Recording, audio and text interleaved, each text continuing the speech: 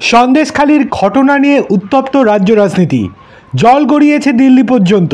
সমগ্র ঘটনা খতিয়ে দেখতে জাতীয় মানবাধিকার কমিশনও প্রতিনিধি পাঠিয়েছে। এবার ঘটনা নিয়ে সরব হলেন ছত্তিশগড়ের বিজেপির মুখ্যমন্ত্রীও।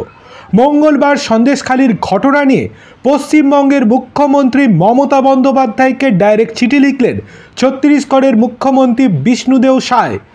এভাবে কোনো রাজ্যের আইন শৃঙ্খলা পরিস্থিতি নিয়ে অন্য রাজ্যের মুখ্যমন্ত্রীর উদ্বেগ প্রকাশ এবং মুখ্যমন্ত্রীকে চিঠি দেওয়ার ঘটনা নজিরবিহীন।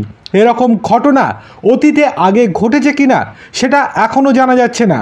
সন্দেশখালিতে মহিলাদের ওপর নির্যাতন করা হচ্ছে অভিযোগ তুলে গোটা ঘটনার তীব্র নিন্দা করেছেন ছত্তিশগড়ের মুখ্যমন্ত্রী বিষ্ণুদেও সায়। চিঠিতে তিনি লিখেছেন, সন্দেশখালিতে পিছিয়ে পড়া জনজাতির 50-এর বেশি মহিলার ওপর নির্যাতনের ঘটনার তীব্র নিন্দা করছি। তুষ্টিকরণ এবং ভোট ব্যাংকের রাজনীতির জন্যই এই পরিস্থিতি তৈরি হয়েছে বলেও মুখ্যমন্ত্রী মমতা বন্দ্যোপাধ্যায়কে অভিযোগের কাঠগড়ায় দাঁড় করিয়ে দিয়েছেন ছত্তিশগড়ের মুখ্যমন্ত্রী। একই সঙ্গে সন্দেশখালি ঘটনার অন্যতম অভিযুক্ত শেখ শাহজাহানের নামও চিঠিতে উল্লেখ করে মুখ্যমন্ত্রীকে তোপ দেখেছেন তিনি। শাহজাহান সহ বাকি দোষীদের রাজনৈতিক আশ্রয় না দিয়ে তাদের বিরুদ্ধে কঠোর ব্যবস্থা করার আবেদনও জানিয়েছেন বিষ্ণুদেও সায়। যদিও ছত্তিশগড়ের মুখ্যমন্ত্রীকে পাল্টা আক্রমণ জানিয়েছেন তৃণমূল সাংসদ সুস্মিতা দেব।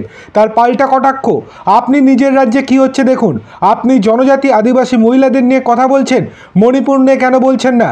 ছত্তিশগড়ে এ যাবৎকালে কী কী ঘটনা ঘটেছে সেটা একেবারে তালিকা করে তুলে ধরলেন তৃণমূল সাংসদ সাকেত গোখেল।